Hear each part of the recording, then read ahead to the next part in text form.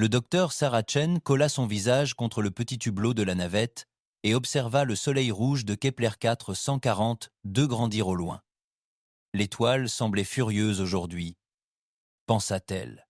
Des éruptions lumineuses dansaient à sa surface comme du feu sur l'eau.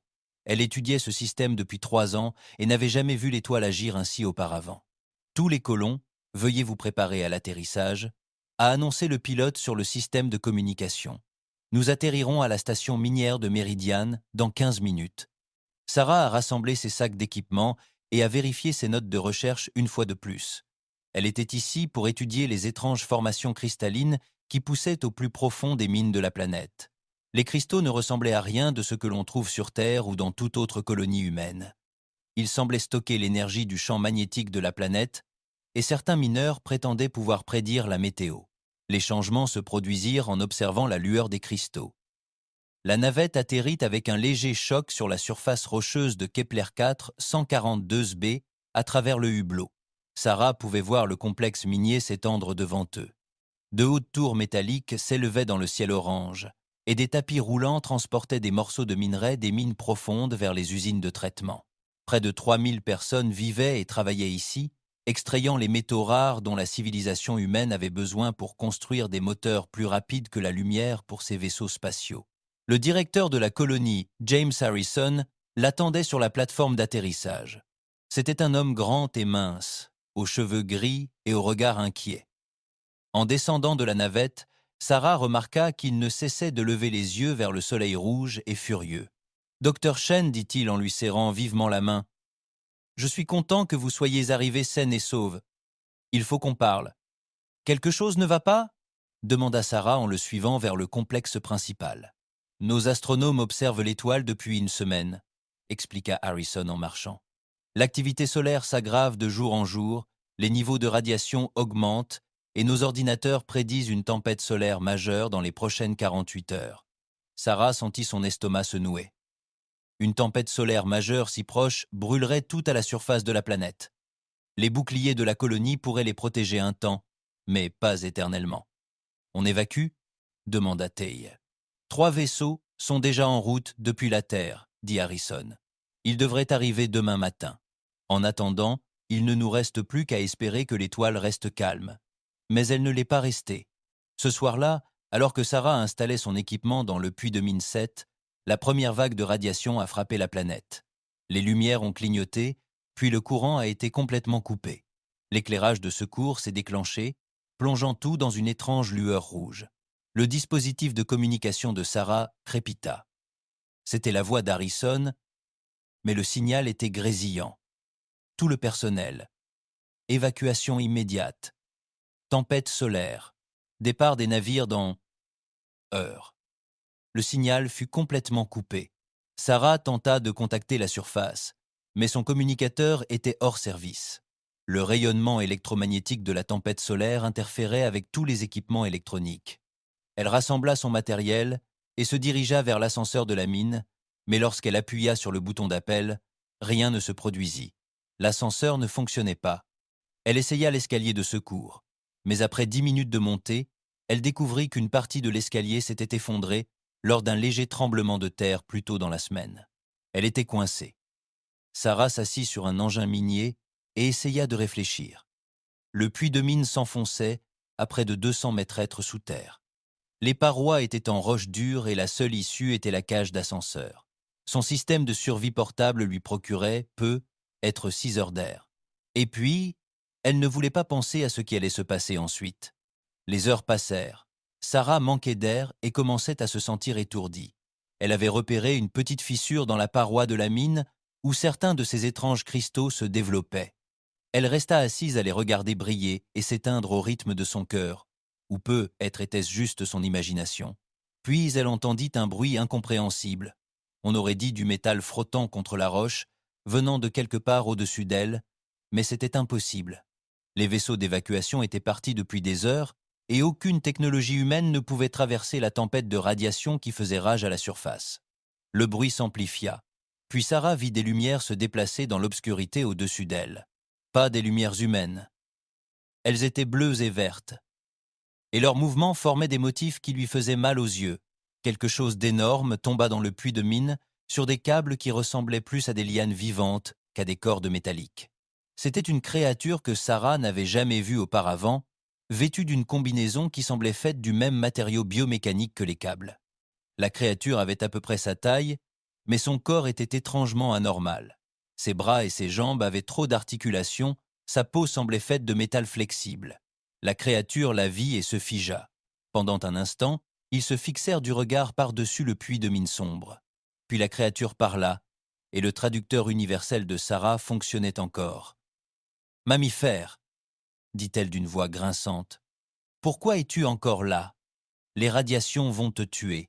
Je suis piégée, murmura Sarah. Sa voix était faible à cause du manque d'oxygène. Ascenseur. En panne. La créature pencha la tête, l'observant de ses yeux brillants comme des étoiles bleues. Tu es en train de mourir, observa-t-il. Oui, dit Sarah. Elle était trop fatiguée pour avoir peur. La créature resta silencieuse un long moment. Puis elle parla dans un appareil de communication à son poignet, utilisant des mots que le traducteur de Sarah ne put interpréter. Elle entendit d'autres voix répondre, et elle ne semblait pas ravie. « Mon chef de meute dit que nous devrions te quitter, » lui dit la créature. « Il dit que vous ne valez pas la peine de prendre ce risque. Votre espèce est faible et sa vie est courte. » Sarah hocha la tête. Elle n'avait pas l'énergie de discuter. Mais la créature fit quelque chose d'inattendu. Elle s'approcha d'elle et commença à examiner sa jambe cassée et son système de survie défaillant. « Je m'appelle Ketvar, » dit-elle. « Je suis ingénieur du collectif Veltar. Comment t'appelles-tu, mammifère ?»« Sarah, » parvint-elle à dire. « Sarah, » répéta Ketvar comme pour tester le son. « C'est un bon nom. Il a de la force. » D'autres voix parvinrent au communicateur de Ketvar, et cette fois, elle semblait en colère. Ketvar répondit sèchement, et Sarah entendit ce qui ressemblait à une dispute. Finalement, Ketvar éteignit son communicateur et la regarda de nouveau. « Mon chef de meute m'a interdit de t'aider, » dit-il. « Il dit que les radiations sont trop dangereuses et que tu mourras probablement de toute façon. » Sarah ferma les yeux. Elle avait espéré un instant que « Mais je me fiche de ce qu'il dit, » continua Ketvar. « Tu ne devrais pas mourir seule dans le noir. » Avant que Sarah puisse répondre, Ketvar la soulevait dans ses bras. Sa force était incroyable. Elle était aussi légère qu'un enfant. Il la porta jusqu'à ses câbles et les attacha tous deux à un harnais qui descendait d'en haut. La montée dans le puits de mine fut floue. Sarah perdait conscience à mesure qu'il s'élevait dans l'obscurité. Au-dessus d'eux, elle pouvait voir l'ouverture vers la surface où le vaisseau de Ketvar l'attendait. Il ne ressemblait à aucun vaisseau humain qu'elle ait jamais vu. Il semblait adulte plutôt que construit, avec une coque courbée et fluide comme la carapace d'une créature marine impossible. À l'intérieur du vaisseau, Ketvar la plaça dans une capsule médicale qui commença à se déformer autour de son corps. Les systèmes biomécaniques étaient conçus pour la biologie du Veltar, basés sur le silicium, mais Ketvar s'efforça frénétiquement de les adapter à sa chimie basée sur le carbone. « Cela lui fera mal », la prévint-il, car des tubes sortiraient de la capsule pour se connecter à son système circulatoire. Mais cela la maintiendra en vie. La douleur parcourut le corps de Sarah lorsque les systèmes médicaux extraterrestres interagissaient avec sa biologie humaine, mais une sensation de picotement frais se répandit dans ses veines. Sa respiration devint plus facile et les vertiges commencèrent à s'estomper. « Combien de temps avant la station humaine la plus proche ?» demanda-t-elle. « 3 semaines, » répondit Ketvar. « Peut être plus longtemps selon les tempêtes de radiation entre ici et là. Ton peuple sera-t-il fâché que tu m'aies sauvé ?» Ketvar resta silencieux un instant. « Oui, dit-il enfin. Très en colère, mais la colère passe. La mort ne passe pas. » Alors que le vaisseau décollait de la surface de la planète mourante, Sarah regarda par un hublot Kepler-4 142b disparaître derrière eux. Le soleil rouge projetait d'énormes éruptions dans l'espace, transformant l'atmosphère de la planète en une aurore lumineuse de radiation mortelle. Rien n'aurait pu survivre à la surface. « Pourquoi as-tu fait ça ?» demanda TL à Ketvar, tandis qu'il manipulait les commandes du vaisseau. « Ton chef avait raison. Je ne suis qu'un humain. Tu as risqué ta vie, ton vaisseau, tout. » Ketvar se tourna vers elle avec ses yeux bleus brillants. « Sur mon monde, il y a un dicton, » lui dit-il. « La valeur d'un être ne se mesure ni à sa force, ni à son âge, ni à son espèce. On mesure la situation à leur capacité à faire la même chose pour vous. Aurais-je fait la même chose pour vous? Demanda Sarah. Je ne sais pas, admit Kedvar, mais je l'espère. C'est pourquoi j'ai tenté ma chance. Pendant les 3 semaines qui suivirent, alors qu'ils traversaient les tempêtes de radiations hostiles qui envahissaient l'espace interstellaire, Kedvar soigna les blessures de Sarah et maintint la capsule médicale modifiée en état de marche. Les systèmes biomécaniques n'étaient pas conçus pour la biologie humaine et nécessitaient des ajustements constants pour la maintenir en vie. Sarah apprit que les Veltars étaient des nomades voyageant en petits groupes familiaux appelés meutes, d'un système à l'autre. C'étaient des traîtres et des charognards méprisés par la plupart des autres espèces de la galaxie. La grande confédération galactique reconnaissait à peine leur existence. Nous sommes des survivants. Kedvar expliqua alors qu'il testait la chimie de la capsule médicale pour la 100e fois. Nous prenons ce que les autres laissent derrière nous et nous le faisons fonctionner. Ce n'est pas une existence glorieuse, mais c'est une existence. Ça paraît solitaire, dit Sarah. Oui, acquiesça Kedvar, c'est très solitaire. Lorsqu'ils atteignirent enfin la station Méridien, un comptoir commercial humain aux confins de l'espace civilisé, Sarah était assez forte pour marcher. L'administrateur de la station, un homme bourru nommé capitaine Morrison, fut choqué de la voir. « Dr Chen, nous vous pensions mort. La colonie Kepler avait été complètement évacuée et l'équipe de secours a déclaré ne pas vous avoir retrouvé. Voici Ketevar, dit Sarah en désignant l'ingénieur Veltar resté à ses côtés. Il m'a sauvé la vie. Le capitaine Morrison regarda Ketavar avec surprise. Les Veltars étaient connus dans toute la galaxie, mais pas pour leur gentillesse. C'étaient des charognards, des opportunistes. Ils ne risquaient pas leur vie pour sauver des membres d'autres espèces. Eh bien, dit Morrison après un moment, je suppose que nous vous devons une fière chandelle. Kedvar secoua la tête. Je ne demande rien d'autre, dit-il. J'ai simplement fait ce qui était juste. Mais alors que Sarah était emmenée à l'infirmerie de la station pour recevoir les soins appropriés, elle entendit le communicateur de Kedvar grésiller de messages entrants. Les voix étaient dures et colériques, et elle n'avait pas besoin d'interprète pour comprendre leur ton. « Que disent-ils » demanda-t-elle. Kitavar, l'air triste, écoutait les voix. « Mon chef de meute m'a déclaré exilé, dit-il doucement. Je ne suis plus Veltar. Je ne suis plus rien. » Sarah sentit son cœur se briser pour cet être étrange et bienveillant qui avait tout abandonné pour sauver sa vie. « Que vas-tu faire maintenant ?»« Je l'ignore, » admit Kedvar. « Un exilé ne peut pas retourner auprès des siens. Je trouverai du travail quelque part, d'une manière ou d'une autre. La galaxie est vaste. Reste ici, dit Sarah d'un ton impulsif. Reste à la station. Je vais parler au capitaine Morrison. On peut te trouver du travail. » Ketavar la regarda avec surprise. « Tu ferais ça ?»« Pour moi ?»« Tu m'as sauvé la vie, » dit simplement Sarah. « Ça fait de nous une famille maintenant. Pour moi. » Tandis que les équipes médicales emmenaient Sarah pour qu'elle la soigne, elle regarda Kedvar, seul dans la baie d'amarrage. Il paraissait tout petit et perdu, plongé dans le vide. Mais Sarah Chen faisait déjà des projets. C'était une scientifique, ce qui signifiait qu'elle était douée pour résoudre les problèmes. Et elle venait d'identifier un problème majeur à résoudre. La galaxie venait de commettre une grave erreur. Elle avait puni quelqu'un pour sa gentillesse et son courage. Elle avait chassé un être dont le seul crime était d'avoir une conscience. Sarah l'ignorait encore, mais son sauvetage allait tout changer. La nouvelle se répandait déjà sur les réseaux de communication humains. Une scientifique humaine, piégée et mourante, sauvée par un extraterrestre qui avait tout perdu pour l'aider. C'était le genre d'histoire qui captivait l'imagination et qui ne laissait personne indifférent.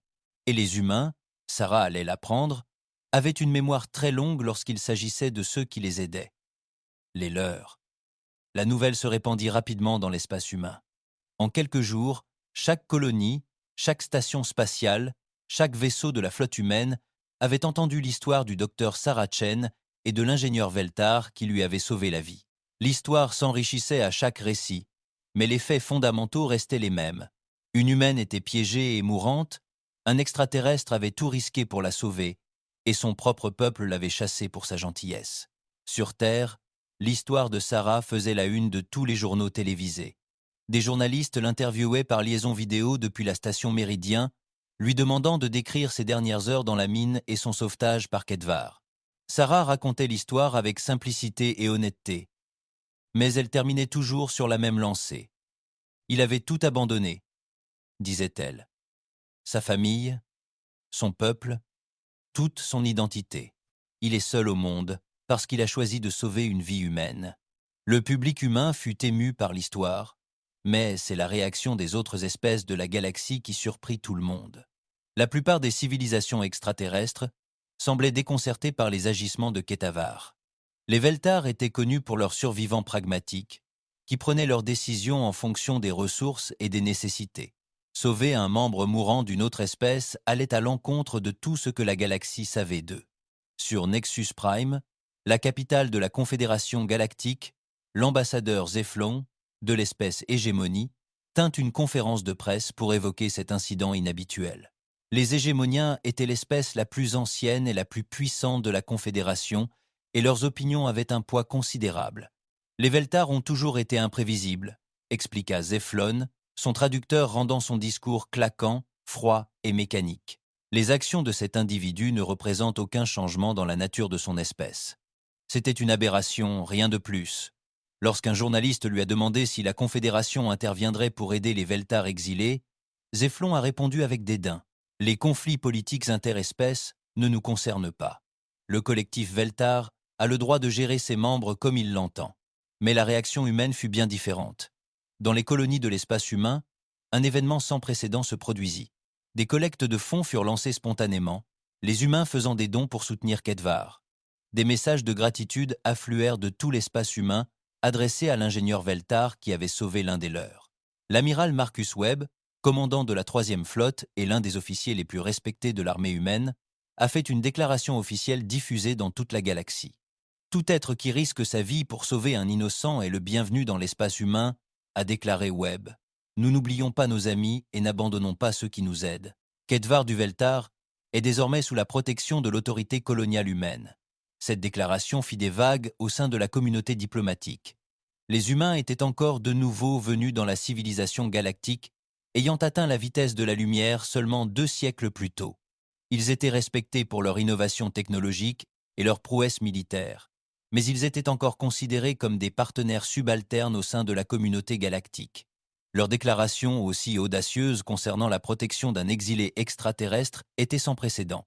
La réponse du collectif Veltar fut prompte et furieuse. Le chef de meute Trenak, qui avait expulsé Kedvar de son clan, envoya un message aux autorités humaines exigeant qu'elles cessent de s'immiscer dans les affaires internes de Veltar. « L'exilé a choisi sa voie », déclara Trenak. « Il n'est plus des nôtres. Ce qui lui arrive ne nous concerne pas, mais cela ne devrait pas non plus vous concerner. » Mais quelque chose d'autre se produisait dans l'espace humain, quelque chose qui n'apparaîtrait clairement que plusieurs semaines plus tard.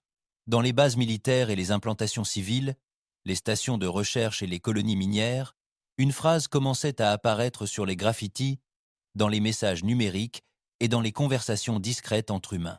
L'une des nôtres. Tout a commencé sur une station minière près d'Alpha du Centaure, lorsque quelqu'un a gravé ces mots sur une cloison, à côté d'un reportage sur le sauvetage de Sarah. De là, le phénomène s'est propagé à d'autres stations, d'autres colonies, d'autres vaisseaux. Il est apparu sur les murs, sur les écrans d'ordinateurs, sur les flancs des vaisseaux spatiaux. Parfois, il était accompagné d'une image de Sarah dans la mine, parfois d'une photo de Kedvar, parfois des deux. L'armée humaine le remarqua. L'amiral Webb ordonna une enquête sur ce qui semblait être une campagne coordonnée, mais les résultats furent déroutants. Il n'y avait aucune organisation centrale derrière le message, aucun chef coordonnant l'effort. C'était complètement spontané, surgissant indépendamment dans des centaines de communautés humaines à travers des dizaines de systèmes stellaires. C'est sans précédent, a rapporté la colonelle Sandra Hayes, chef du renseignement de Webb.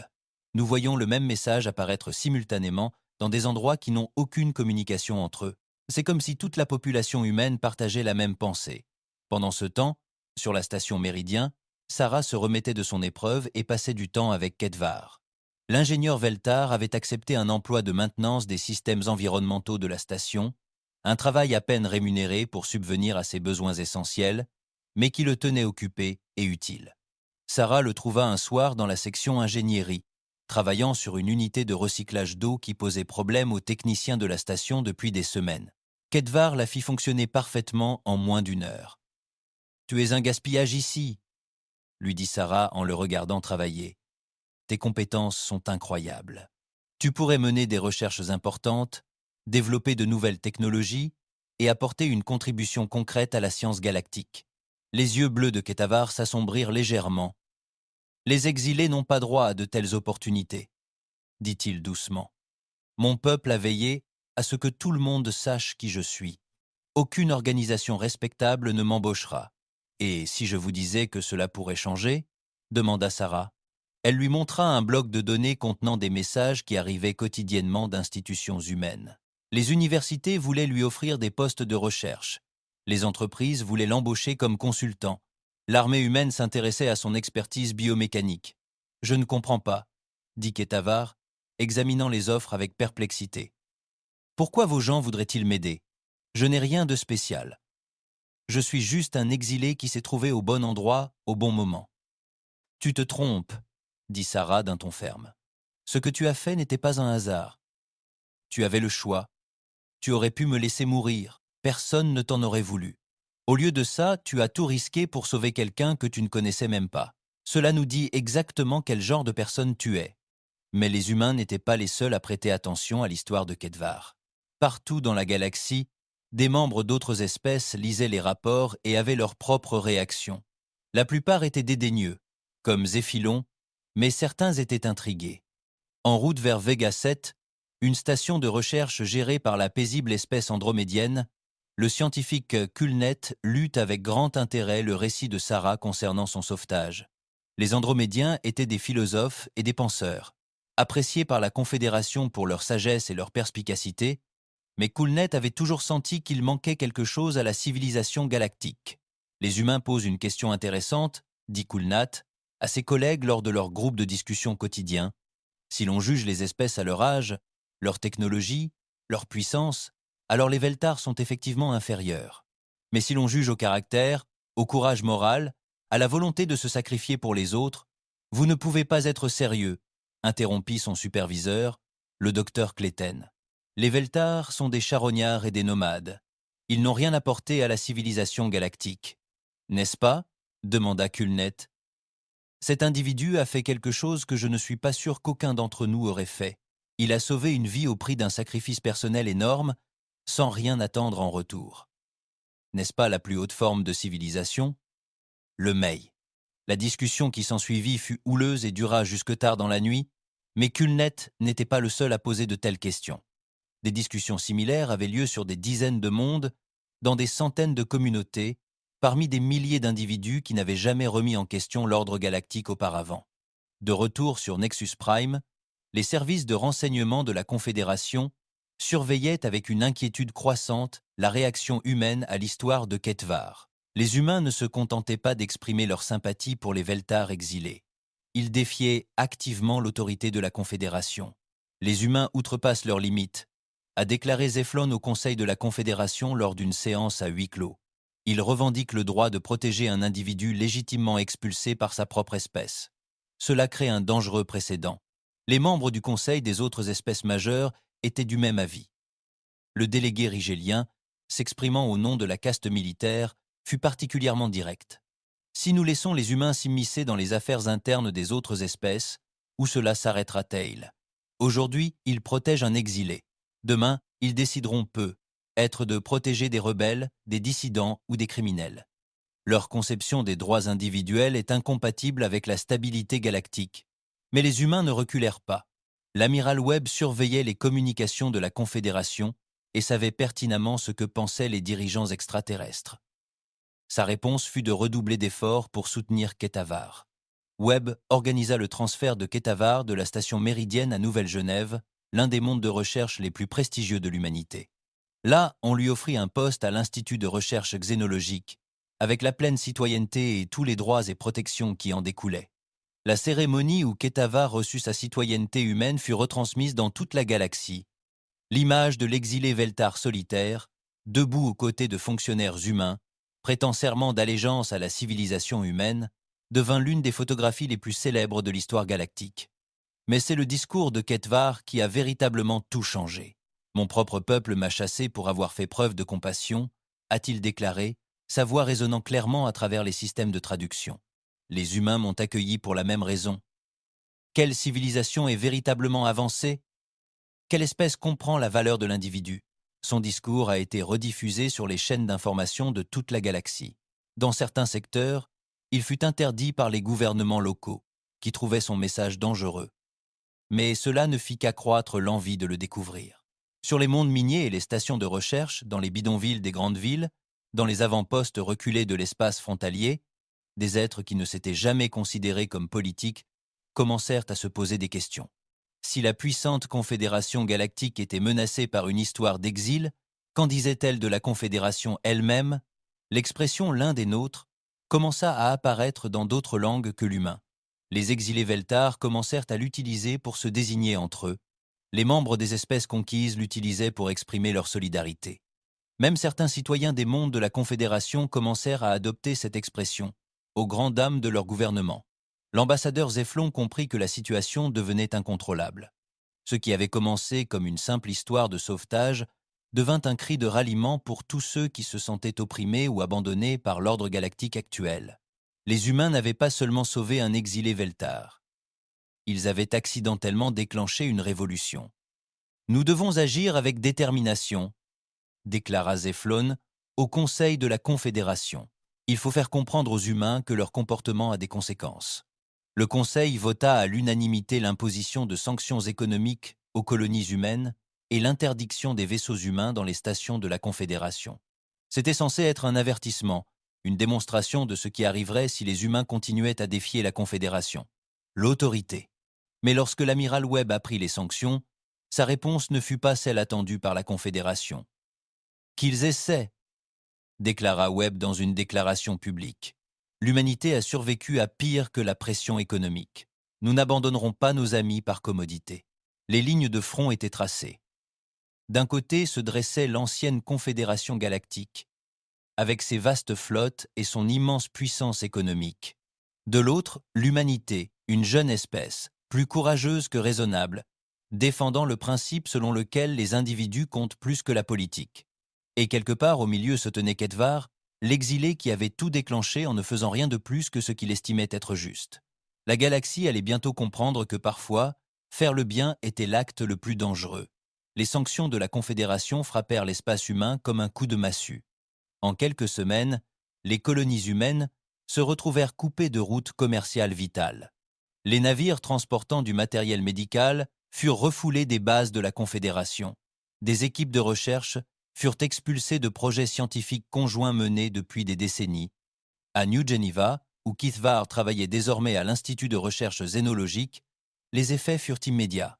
L'Institut s'appuyait sur les bases de données de la Confédération pour une grande partie de ses recherches, et cet accès lui fut soudainement retiré. Pire encore, plusieurs partenaires de recherche extraterrestres se sont retirés de projets en cours, craignant d'être associés au comportement rebelle de l'humanité. Le docteur Elizabeth Hawkins, directrice de l'Institut, a convoqué une réunion d'urgence de tous les chefs de département. La tension était palpable dans la salle de conférence lorsqu'elle a annoncé la mauvaise nouvelle. « Nous perdons des financements de 3 sources majeures », a-t-elle annoncé. Le Conseil scientifique d'Andromède a suspendu nos bourses de recherche conjointes, l'autorité commerciale de Vagan a annulé nos contrats d'analyse minérale, et l'Académie militaire de Rigel a retiré ses étudiants de notre programme d'échange. Autour de la table, les chefs de département semblaient sombres. L'Institut employait plus de 2000 chercheurs et employés de soutien. Sans la coopération de la Confédération, de nombreux programmes auraient dû être fermés. « Et Ketvar ?» demanda le docteur Robert Martinez, directeur du département d'ingénierie. « Allons-nous le laisser partir pour satisfaire la Confédération ?» Le silence se fit dans la salle. Tout le monde savait que la présence de Ketvar était la véritable cause des problèmes de l'Institut. « Débarrassez-vous du Veltar exilé, et les sanctions seraient probablement levées. »« Non, » rétorqua fermement le docteur Hawkins, « nous n'abandonnerons pas un collègue pour apaiser des tyrans. Nous trouverons une autre solution. » Mais trouver une autre solution était plus facile à dire qu'à faire. La Confédération contrôlait la plupart des principales routes commerciales et des réseaux de recherche de la galaxie. Leur puissance économique était immense, et ils avaient clairement fait savoir que toute organisation, ou espèce qui continuerait à soutenir l'humanité, subirait les mêmes conséquences. Pendant ce temps, dans l'espace humain, les citoyens ressentaient les effets des sanctions au quotidien. Les centres médicaux manquaient de médicaments fabriqués par des extraterrestres. Les coûts de transport maritime explosèrent, les navires humains étant contraints d'emprunter des routes plus longues et plus dangereuses pour éviter l'espace de la Confédération. Certaines colonies commencèrent à connaître des pénuries alimentaires, les chaînes d'approvisionnement étant perturbées. La pression sur le leadership humain était immense. Les politiciens et les chefs d'entreprise exigèrent de l'amiral Webb une solution diplomatique à la crise. Le soutien de l'opinion publique à Kedvar commença à vaciller à mesure que la crise économique s'aggravait. Mais Webb ne cédait pas. Il étudiait les renseignements et les rapports sur la Confédération depuis des mois et avait découvert quelque chose d'intéressant. Les sanctions nuisaient aux membres de la Confédération presque autant qu'aux humains. La capitaine Elena Vasquez, du navire de reconnaissance Persiste, menait des missions secrètes de collecte de renseignements le long de la frontière de la Confédération. Ces rapports dressaient le portrait d'une alliance moins unie qu'il n'y paraissait. Les espèces plus petites ne sont pas contentes, rapporta Vasquez lors d'un briefing sécurisé. Les flottes nomades Veltar sont harcelées par des patrouilles de la Confédération, soi-disant pour les empêcher de commercer avec les humains. Mais il s'agit en réalité d'une question de contrôle. L'hégémonie veut écraser toute espèce susceptible de soutenir les politiques humaines. Webb se pencha en avant sur sa chaise. Et les communautés d'exilés? C'est là que ça devient intéressant, monsieur, poursuivit Vasquez. Il y a des milliers d'exilés Veltar disséminés dans toute la galaxie, travaillant dans des mines, des stations de recherche et des installations industrielles. La plupart d'entre eux survivent à peine, mais ils commencent à s'organiser. Ils se font appeler les oubliés et utilisent les réseaux de communication humains pour se coordonner. Webb sourit d'un air sombre. La Confédération pensait isoler l'humanité, mais en réalité, elle créait de nouvelles alliances. Chaque espèce ou individu puni pour avoir soutenu les politiques humaines est devenu un allié potentiel. Quelle est notre prochaine étape, monsieur ? Demanda le colonel Hayes. Nous retrouvons le peuple de Kedvar, dit Webb. Les autres exilés, ceux qui ont été chassés et oubliés, nous leur montrons qu'ils ne sont pas seuls. L'opération a débuté discrètement en utilisant les réseaux de renseignement humains qui opéraient dans l'espace de la Confédération depuis des années. Le capitaine Vass et son équipe ont identifié des exilés Veltar travaillant dans des emplois dangereux et mal payés à travers la galaxie. La plupart vivaient dans des conditions à peine supérieures à l'esclavage. Le premier contact a été établi sur Sigma Draconis, un système d'extraction d'astéroïdes contrôlé par une société hégémonique au plus profond de la ceinture d'astéroïdes. Des milliers de travailleurs de dizaines d'espèces travaillaient dans des conditions dangereuses, extrayant des métaux rares pour les chantiers navals de la Confédération. Parmi eux se trouvait Krenda, un ingénieur de Veltar, exilé 15 ans plus tôt pour avoir refusé d'abandonner ses compagnons de meute blessés lors d'un accident minier. Il travaillait 6 heures par jour dans une usine de traitement qui recyclait les déchets les plus toxiques de l'exploitation minière. Lorsque l'équipe d'infiltration du capitaine Vasquez le contacta, Krenda fut méfiant et effrayé. « Pourquoi êtes-vous ici ?» demanda-t-il dans le terrain communal, délabré que la plupart des exilés utilisent pour communiquer avec les autres espèces. « Que voulez-vous ? Nous voulons vous offrir un choix, dit le lieutenant Sarakim, le second de Vasquez. Vous avez entendu parler de Kedvar ? Les yeux bleus de Krenda s'illuminèrent légèrement. Tous les exilés de la galaxie connaissaient l'histoire du Veltar qui avait sauvé un humain et trouvé un nouveau foyer parmi eux. Il a de la chance, dit Krenda prudemment, mais il n'y a qu'un seul Kedvar. Les humains ne peuvent pas tous nous sauver.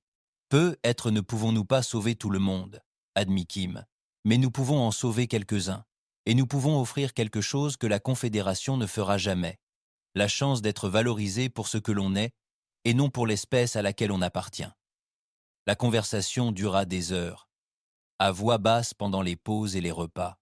Kim expliqua que l'humanité offrait citoyenneté et protection à tout exilé qui le souhaitait. Cette offre était sans condition, sans obligation de combattre d'anciens compagnons de meute, ni d'espionner les activités de la Confédération. Nous voulons simplement vous offrir la même chance que nous avons donnée à Kedvar, dit Kim. L'opportunité de faire partie d'une organisation qui valorise vos contributions et votre caractère. Krenda resta silencieux un long moment. Regardant le champ d'astéroïdes au loin par la petite fenêtre de l'usine, il parla enfin. « Si je viens avec toi, qu'arrivera-t-il aux autres ici ?» Enfin, il parla. « Si je viens avec toi, qu'arrivera-t-il aux autres ici ? Mes collègues, Les autres exilés? On ne peut pas les forcer à venir, dit Kim en toute honnêteté. Mais on peut leur donner le même choix qu'à toi. La décision leur appartient. La nouvelle se répandit discrètement parmi les communautés exilées de Sigma Draconis. En quelques jours, Kim et son équipe furent contactés par des dizaines d'individus de différentes espèces, tous des parias ou des réfugiés oubliés du grand public galactique. Parmi eux, Zixal, un philosophe andromédien expulsé de son université pour avoir remis en question la doctrine officielle. Il y avait Ergen, un guerrier rigélien chassé de son clan pour avoir refusé de participer au massacre de civils lors d'une guerre coloniale. Il y avait Yelnet, une scientifique vagane dont les recherches sur les énergies alternatives avaient été réprimées par son gouvernement. Tous vivaient dans des conditions à peine au-dessus de la pauvreté, occupant des emplois dont personne ne voulait, considérés comme des biens de consommation par les entreprises qui les employaient. Et tous sautèrent sur l'occasion de rejoindre la civilisation humaine. L'opération d'extraction devait être soigneusement planifiée. La Confédération contrôlait le système Sigma Draconis, et toute tentative de sauvetage évidente serait détectée et stoppée. Au lieu de cela, les équipes d'infiltration humaine utilisèrent un réseau de contacts bienveillants pour faire sortir clandestinement les exilés, un ou deux à la fois. Certains étaient cachés dans des conteneurs de frais sur des navires marchands, d'autres étaient récupérés par de petits vaisseaux humains lors de ravitaillements de routine. Quelques-uns quittèrent simplement leur travail et disparurent dans le champ d'astéroïdes où des vaisseaux humains les attendaient. La corporation Hégémonie, qui contrôlait le système, remarqua la disparition des travailleurs, mais supposa qu'il s'agissait simplement du renouvellement normal des opérations minières dangereuses. Les ouvriers mouraient ou démissionnaient régulièrement, et l'entreprise les remplaçait simplement par de nouveaux individus désespérés issus des communautés exilées. Il fallut 3 mois pour extraire plus de 200 individus de la seule Sigma Draconis. Ils furent emmenés dans des colonies humaines réparties dans les régions frontalières, où on leur offrit la citoyenneté, une formation professionnelle et la possibilité de commencer une nouvelle vie. Mais l'opération à Sigma Draconis n'était qu'un début. Des rapports de renseignement arrivaient de tout l'espace de la Confédération, faisant état de communautés similaires d'exilés et de parias. Sur des dizaines de mondes, des millions d'êtres vivaient comme des citoyens de seconde zone, voire pire, oubliés de leur propre espèce et exploités par les corporations de la Confédération. L'amiral Webb réalisa que l'humanité était tombée sur quelque chose de bien plus grand qu'elle ne l'avait imaginé. La puissance de la Confédération reposait en partie sur la souffrance de ces populations oubliées. Si seulement une alternative pouvait leur être offerte, nous ne nous contentons plus de sauver des individus, déclara Webb à ses cadres supérieurs lors d'une réunion stratégique. Nous remettons en question les fondements mêmes de la société confédérée. Les dirigeants de la Confédération mirent du temps à comprendre ce qui se passait. La disparition insolite de quelques centaines d'ouvriers des mines n'était pas inhabituelle. Les exilés mouraient ou partaient régulièrement et leur absence était rarement remarquée par les autorités. Mais lorsque les services de renseignement humains commencèrent à entrer en contact avec les communautés d'exilés sur d'autres mondes, ce phénomène devint plus difficile à ignorer. Nexus Prime a commencé à recevoir des rapports faisant état d'agents humains opérant dans l'espace de la Confédération, offrant citoyenneté et protection aux populations déplacées. L'ambassadeur Zeflon a convoqué une session d'urgence du Conseil de la Confédération pour faire face à la crise. Les humains mènent des opérations illégales sur notre territoire, a-t-il déclaré. Ils kidnappent des travailleurs et sapent la main-d'œuvre dont dépend notre économie. La question que nous devrions être nous poser, a déclaré Kulnet, membre du Conseil des Andromédiens, est de savoir pourquoi tant d'individus sont impatients de quitter leur foyer pour un avenir incertain auprès d'une espèce qu'ils connaissent à peine. Le traducteur de Zeflon émit un bruit, comme du métal grinçant, lorsqu'il répondit « Les humains font de fausses promesses à des individus désespérés. Ils ne peuvent pas absorber des millions de réfugiés dans leur petit empire colonial. N'est-ce pas ?»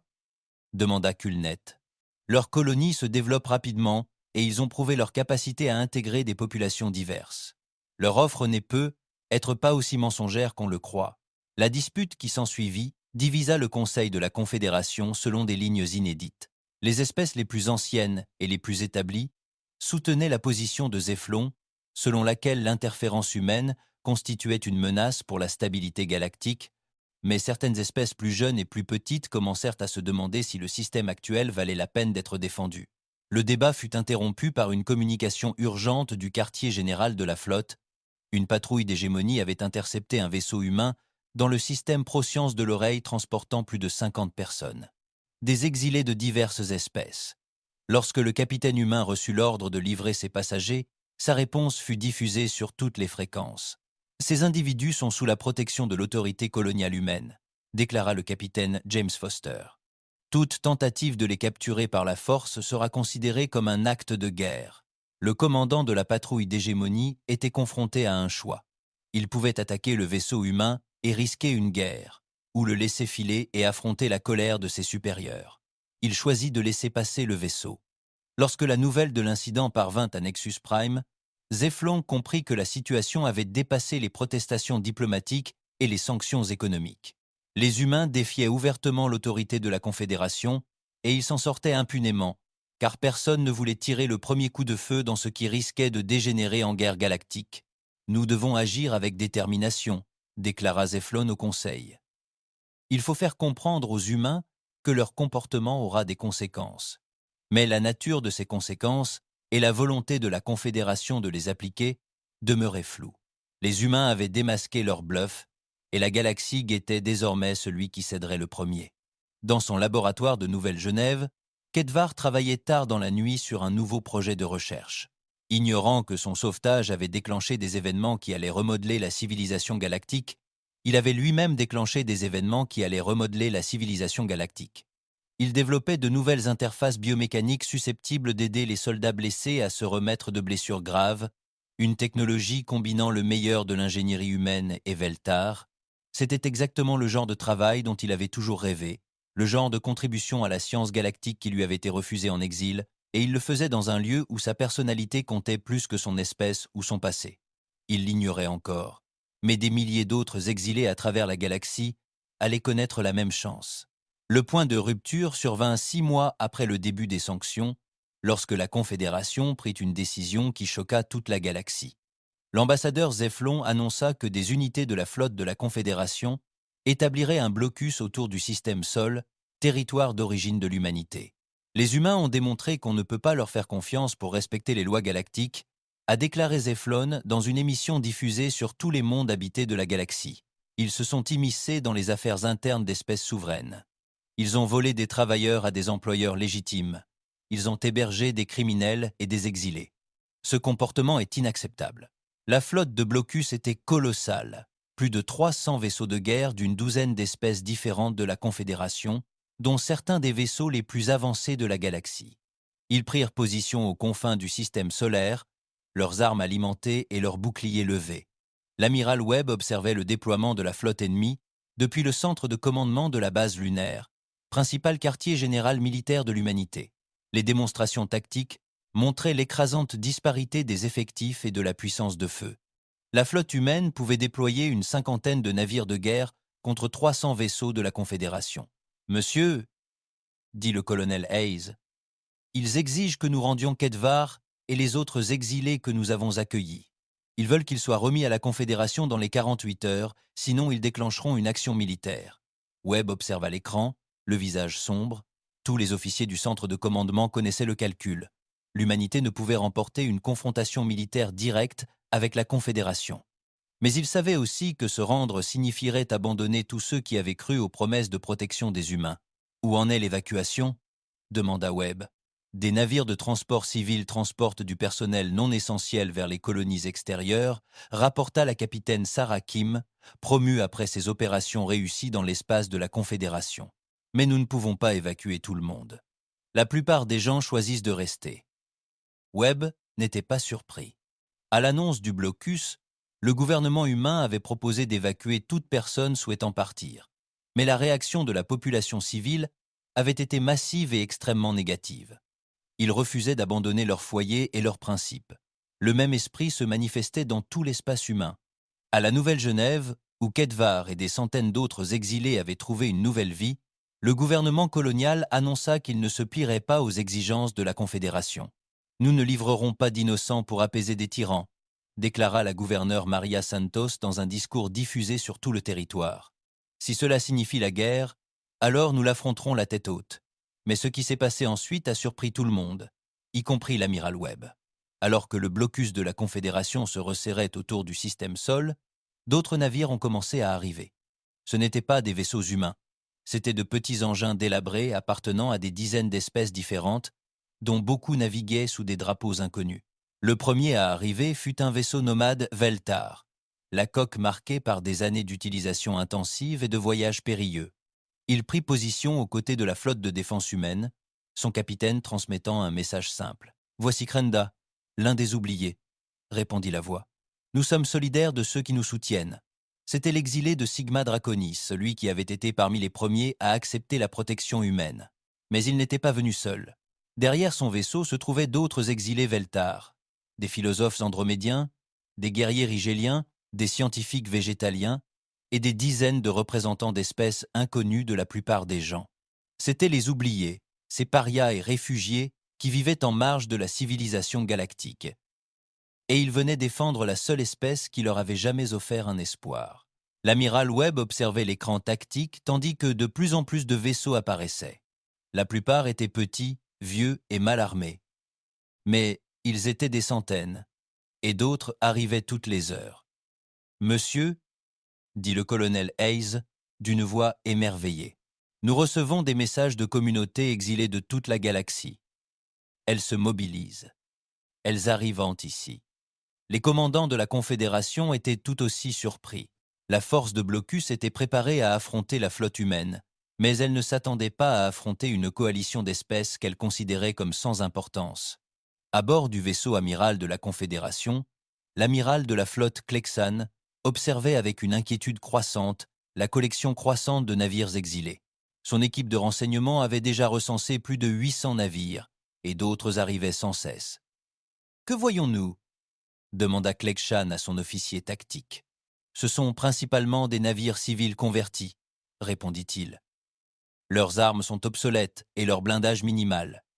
Individuellement, ils ne représentent aucune menace. Mais ensemble, monsieur, ils représentent un défi de taille. Nous pourrions tous les détruire, mais ce serait compliqué et coûteux. » Klexan l'avait compris. Le problème, la Confédération avait la puissance de feu nécessaire pour écraser toute résistance, mais cela nécessiterait de tuer des milliers d'individus appartenant à des dizaines d'espèces. Les conséquences politiques d'un tel massacre seraient énormes. Mais le véritable choc survint lorsque des vaisseaux commencèrent à arriver de l'espace même de la Confédération. Il ne s'agissait pas de vaisseaux d'exil cette fois, mais d'engins militaires et civils légitimes battant pavillon d'espèces membres de la Confédération. Le premier était un vaisseau de recherche andromédien commandé par le docteur Coolnet, la philosophe qui remettait en question les politiques de la Confédération depuis que l'histoire de Ketevar avait été rendue publique, prit position entre la flotte humaine et le blocus de la Confédération, transmettant sur toutes les fréquences. Ici le docteur Coolnet du Conseil scientifique d'Andromède, annonça-t-elle. Je parle au nom de tous ceux qui croient que la civilisation ne se mesure pas à la puissance ou à l'âge, mais à la façon dont nous traitons ceux qui ne peuvent nous aider en retour. Nous sommes solidaires de l'humanité. Derrière, elle arrivait d'autres vaisseaux de la flotte andromédienne, leurs équipages composés de scientifiques et de philosophes, lassés de servir un système privilégiant le conformisme à la conscience. Ils furent rejoints par des vaisseaux d'espèces confédérées plus petites, qui avaient décidé qu'ils ne pouvaient plus soutenir des politiques qu'ils trouvaient moralement répugnantes.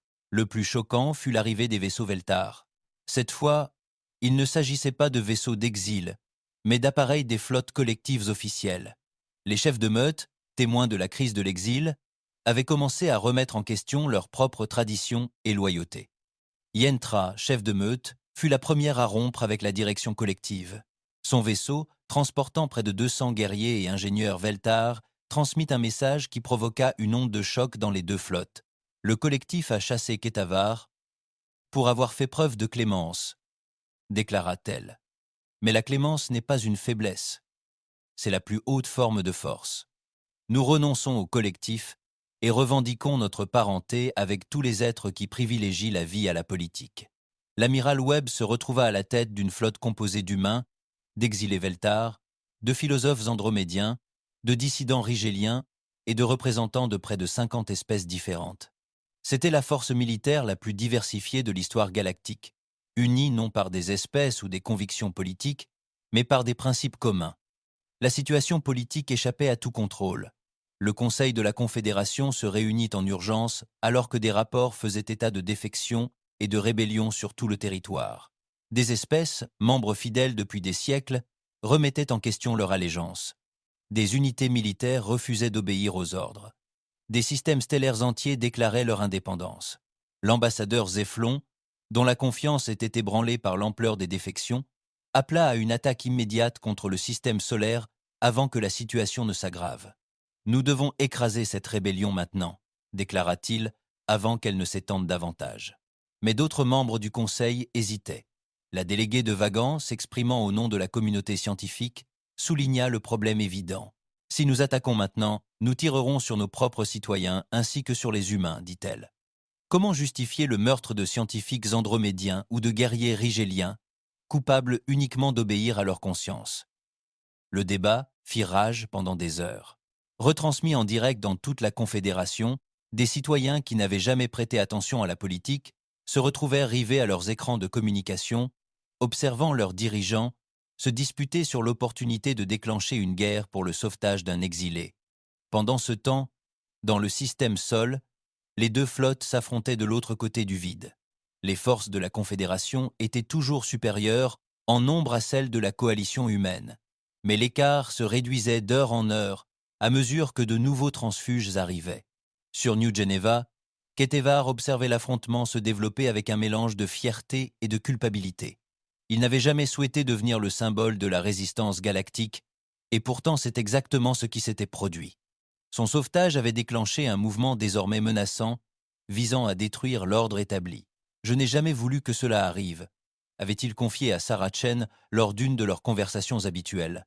Sarah était devenue comme une sœur pour lui, et elle était l'une des rares personnes à comprendre le poids qu'il portait. « Tu n'en es pas la cause », lui assura Sarah. « Tu as simplement révélé quelque chose qui était déjà là. La galaxie était pleine de gens qui en avaient assez qu'on leur dise que leur vie n'avait aucune importance. Tu leur as donné l'espoir que les choses pourraient changer. »« Et si j'avais tort ?» demanda Kedvar. « Et si les humains ne pouvaient pas tous nous protéger? Et si cela menait à une guerre qui détruirait les deux camps ?» Sarah resta silencieuse un instant, réfléchissant à la question. Puis elle sourit. « Te souviens-tu de ce que tu m'as dit dans la mine ?» demanda-t-elle. « Vous disiez que la valeur d'un être se mesure à sa capacité à faire la même chose pour vous. Eh bien, regardez autour de vous. Des milliers d'êtres appartenant à des dizaines d'espèces risquent tout pour nous soutenir. Je pense que vous avez votre réponse. L'affrontement a duré 3 jours, sans qu'aucun des deux camps ne veuille tirer le premier. La flotte de la Confédération avait la puissance de feu nécessaire pour gagner, mais l'utiliser signifierait déclencher une guerre civile susceptible de déchirer la galaxie. La coalition humaine avait la supériorité morale, mais les victoires morales ne valaient rien si tous les hommes étaient tués. La percée est venue d'une source inattendue. Le chef de meute Trenak, le commandant Veltar, qui avait initialement exilé Kedvar, arriva aux confins du système Sol avec une petite flotte de vaisseaux de guerre collectifs. Pendant un instant, les deux camps pensèrent qu'il était là pour soutenir la Confédération. Mais lorsque Trenak transmit son message, il devint évident que la galaxie avait changé plus que quiconque ne l'avait imaginé. « Je suis venu parler à Kedvar l'exilé », annonça Trenak. « Je suis venu lui demander pardon et offrir le soutien de tous les Veltars qui se souviennent de ce que signifie être digne de ce nom. » Derrière lui se trouvait le gros de la flotte collective des Veltars, leurs équipages prêts à se dresser aux côtés de leur ancien exilé contre les forces qui l'avaient chassé. L'équilibre des forces avait complètement changé. L'amiral Webb réalisa qu'il ne commandait plus une défense désespérée du territoire humain. Il menait une révolution galactique. Et l'ordre ancien s'effondrait plus vite qu'on ne l'aurait cru. La question n'était plus de savoir si les humains survivraient à l'attaque de la Confédération, mais si la Confédération elle-même survivrait à ce qu'elle avait accidentellement créé. La fin ne survint pas avec le grondement des armes, mais avec le léger clic des canaux de communication ouverts à travers l'espace. L'amiral de la flotte Klekshan, responsable du blocus de la Confédération, se retrouva face à un écran tactique montrant ses forces, désormais 3 fois plus nombreuses que la coalition grandissante d'humains, d'exilés et de transfuges. Plus important encore, les rapports de renseignement provenant de toute la Confédération dressaient le portrait d'un empire en voie d'effondrement. Plus de 40% des espèces membres avaient déclaré leur indépendance ou se rebellaient activement contre l'autorité centrale. Partout dans la galaxie, des unités militaires refusaient d'obéir aux ordres. La grande alliance qui avait régné sur la galaxie pendant des millénaires était en train de s'effondrer. À part, monsieur rapporta son officier tactique. Nous recevons une transmission de la flotte humaine. L'amiral Webb demande une réunion. Klexan examina l'écran une dernière fois. Son vaisseau disposait toujours d'une puissance de feu supérieure, mais l'utiliser signifierait déclencher une guerre qui détruirait les deux camps sans aucun résultat. La situation politique avait dépassé le cadre des solutions militaires. Dites à l'amiral Webb que je le rencontrerai, dit finalement Klexan, mais ce sera une négociation sans condition, pas une capitulation. La rencontre eut lieu à bord d'une station neutre dans la ceinture d'astéroïdes entre Mars et Jupiter. Des représentants de dizaines d'espèces se sont réunis dans une salle de conférence, anciennement convertie à la hâte en centre de contrôle d'une installation minière. On était loin des élégantes salles de conseil de Nexus Prime, mais c'était peu être approprié. L'amiral Webb était assis en face de l'amiral de la flotte Klexan, entouré de délégués de la coalition humaine. Kulnet était là pour représenter les transfuges d'Andromède. Le chef de meute Yentra parlait au nom des rebelles Veltar. Le capitaine Elena Vasquez avait été promu pour représenter les opérations de renseignement humain et, sur une chaise en bout de table, se trouvait Ketvar, l'exilé dont le sauvetage avait tout déclenché. Soyons clairs sur notre position. Webb a commencé. Nous ne demandons rien qui puisse prêter à controverse. Nous voulons le droit d'offrir citoyenneté et protection à tout être qui le demande, quelle que soit son espèce ou son statut politique. Nous voulons avoir le droit de juger les individus sur leur caractère et leurs actes, et non sur l'autorité que le gouvernement leur attribue. Le traducteur de Klexan émettait des cliquetis indiquant le stress de son espèce. Ce que vous demandez détruirait les fondements même de la civilisation galactique. La souveraineté des espèces est ce qui prévient le chaos et la guerre entre différentes populations. Elle permet aux forts d'opprimer les faibles, a ajouté le docteur Kulness. C'est ce qui permet au gouvernement d'abandonner leurs propres citoyens lorsqu'ils deviennent gênants. La discussion qui a suivi a duré des heures, couvrant tous les sujets, de la théorie politique aux préoccupations pratiques concernant les populations réfugiées. Mais la véritable percée eut lieu lorsque Ketever lui-même prit la parole. « J'ai une question pour l'amiral de la flotte Klexan », dit doucement l'ingénieur Veltar. « Si votre enfant était coincé et mourait dans une mine effondrée, et qu'un humain risquait sa vie pour la sauver, voudriez-vous que cet humain soit puni pour s'être immiscé dans les affaires de votre espèce ?» Klexan resta silencieux un long moment. Lorsqu'il répondit enfin, sa voix était basse. « Non, dit-il. Je voudrais le remercier. Alors pourquoi est-ce différent quand j'ai sauvé le docteur Shen ?» La question restait en suspens, sans réponse. Tout le monde dans la salle comprenait le point de vue de Ketvar. La compassion et le courage ne sont pas des crimes, quelle que soit l'espèce concernée. Les négociations durèrent 3 jours, mais leur issue ne fit aucun doute. Les forces de la Confédération étaient confrontées non seulement à une coalition militaire, mais aussi à une révolution morale qui s'était propagée à travers la galaxie. La combattre nécessiterait de détruire les principes mêmes qui justifiaient la défense de la civilisation.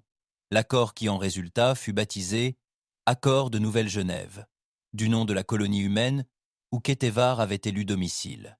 Il a établi un nouveau cadre pour la civilisation galactique, fondé sur les droits individuels, plutôt que sur la souveraineté des espèces. En vertu des accords, tout être sensible aurait le droit de demander la citoyenneté de tout gouvernement qui l'accepterait, quelle que soit son espèce d'origine. Aucun gouvernement ne pourrait revendiquer la propriété d'individus, ni les empêcher de partir s'ils le souhaitaient. Plus important encore, les actes de compassion et de sauvetage seraient protégés par la loi galactique et non punis.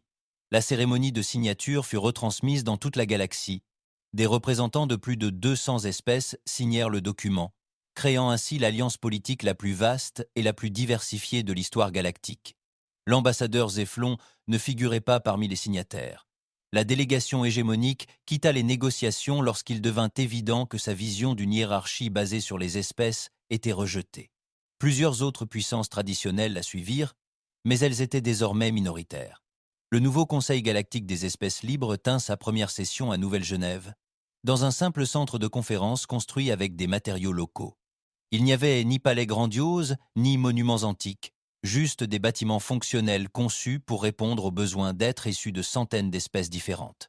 L'amiral Webb, désormais promu grand amiral et premier coordinateur militaire du Conseil, ouvrit la session par un discours diffusé sur tous les mondes habités. « Nous ne sommes pas ici pour gouverner ou dominer », a-t-il déclaré. « Nous sommes ici pour servir le principe selon lequel chaque être sensible possède une valeur et une dignité intrinsèques, quelle que soit son origine et son apparence. Nous sommes ici pour veiller à ce que personne ne soit abandonné ou oublié simplement parce qu'il dérange les puissants. » La première action majeure du nouveau Conseil fut la création du Service de protection des réfugiés, une organisation dédiée à l'aide aux populations déplacées pour trouver un nouveau foyer. Le docteur Sarah Chen, désormais première directrice du service, travailla avec des équipes de bénévoles de toute la galaxie pour traiter les demandes de millions d'êtres en quête d'une vie meilleure. Les anciens territoires de la Confédération se sont divisés en dizaines de gouvernements plus petits, certains s'alignant sur le nouveau Conseil, d'autres conservant leur indépendance. Mais même les gouvernements réfractaires ont adopté certains principes de l'accord, leur propre population exigeant les mêmes droits que les autres. La transformation ne s'est pas faite sans difficulté. L'intégration de millions de réfugiés de différentes espèces a nécessité des ressources considérables et une planification minutieuse. Certaines colonies humaines ont peiné à accueillir l'afflux de nouveaux résidents. Des conflits culturels, des pénuries de ressources et des tensions politiques ont surgi. Mais des succès ont également été enregistrés, dépassant toutes les espérances. Les techniques d'ingénierie Veltar ont révolutionné la fabrication humaine. Les traditions philosophiques andromédiennes ont enrichi les systèmes éducatifs humains. La discipline militaire rigélienne a amélioré les opérations de la flotte humaine. La diversité, que certains craignaient comme une faiblesse, est devenue la plus grande force de l'humanité. 5 ans après la signature des accords de Nouvelle-Genève, Ketevar se tenait sur le pont d'observation de la station orbitale de Nouvelle-Genève, observant les vaisseaux de toute la galaxie accostés aux ports situés en contrebas. Humains, Veltar, Andromédiens, Régeliens et des dizaines d'autres espèces travaillaient ensemble sur les quais de la station, chargeant des cargaisons et préparant des voyages vers les confins de l'espace. Sarah Chen le rejoignit au hublot d'observation, portant désormais le titre d'ambassadrice auprès du Conseil galactique. « Le regrettes-tu parfois ?» demanda-t-elle. « M'avoir sauvé ce jour-là à la mine ? D'avoir déclenché tout ça ?» Ketevar réfléchit sérieusement à la question. La galaxie était désormais bien différente, et les changements n'étaient pas du goût de tous. Cette transformation avait eu un prix en termes de stabilité et de tradition. Certains mondes étaient encore en guerre civile entre anciennes et nouvelles factions. « Non, dit-il finalement, je ne regrette rien. Regardez ce que nous avons construit. » En dessous d'eux, un équipage mixte, composé d'humains et de Veltar, chargeait du matériel humanitaire sur un vaisseau à destination d'un système déchiré par la guerre, dans les anciens territoires de la Confédération. À côté d'eux, un vaisseau de recherche andromédien embarquait des volontaires pour une expédition scientifique visant à explorer des régions inexplorées de la galaxie. En exil, continua Ketevar, je pensais que ma vie était finie. J'avais perdu mon peuple, mon identité, tout ce qui me définissait. Mais j'ai appris quelque chose d'important. Nous ne sommes pas définis par nos origines ni par ce que les autres pensent de nous. Nous sommes définis par ce que nous choisissons de faire face à des choix moraux. « Et qu'as-tu choisi ?» demanda Sarah, bien qu'elle connaisse déjà la réponse. « J'ai choisi de sauver une vie, » dit simplement Ketevar, même si cela m'a coûté tout ce que je croyais avoir de précieux. Et en retour, j'ai gagné quelque chose de plus précieux que je n'aurais jamais imaginé. Qu'est-ce que c'est ? Une galaxie où sauver des vies est célébré plutôt que puni. Une civilisation où la force de caractère compte plus que la politique. Un avenir où personne n'aurait à affronter la mort seul dans l'obscurité, car les autres auraient trop peur de l'aider. Sous leurs yeux, un nouveau navire apparut au loin, sa coque portant les marques du service de protection des réfugiés. Il transportait un autre groupe de personnes déplacées à New Geneva, où elles se verraient offrir la même chance que Ketevar. L'opportunité de prendre un nouveau départ dans un lieu qui les valorisait pour ce qu'ils étaient, plutôt que pour leurs origines. Le manifeste du navire énumérait des êtres d'une douzaine d'espèces différentes, chacune avec sa propre histoire de perte et d'espoir. Certains seraient des exilés comme Ketevar, d'autres des réfugiés de guerre ou de catastrophes naturelles.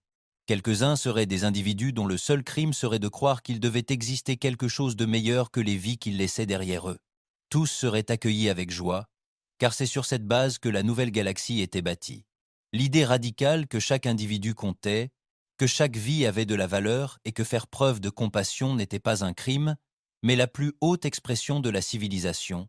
Dans les années qui suivirent, les historiens débattirent du moment exact où l'ancien ordre galactique s'effondra et où le nouveau naquit.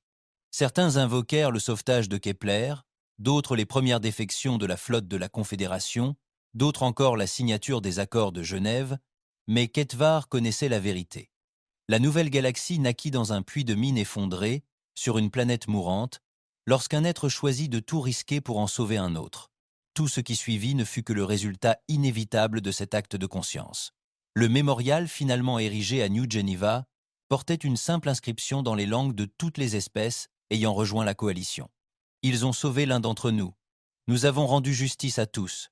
Sous l'inscription figurait une liste de noms qui s'allongeait chaque année, honorant chaque être ayant choisi la compassion plutôt que la commodité, le courage plutôt que le conformisme, et la dignité individuelle plutôt que l'opportunisme politique. En tête de liste figuraient 2 noms, Sarah Chen, l'humaine sauvée, et Ketvar du Veltar, l'exilé qui avait choisi de la sauver. Mais la liste qui comptait vraiment n'était pas gravée dans la pierre.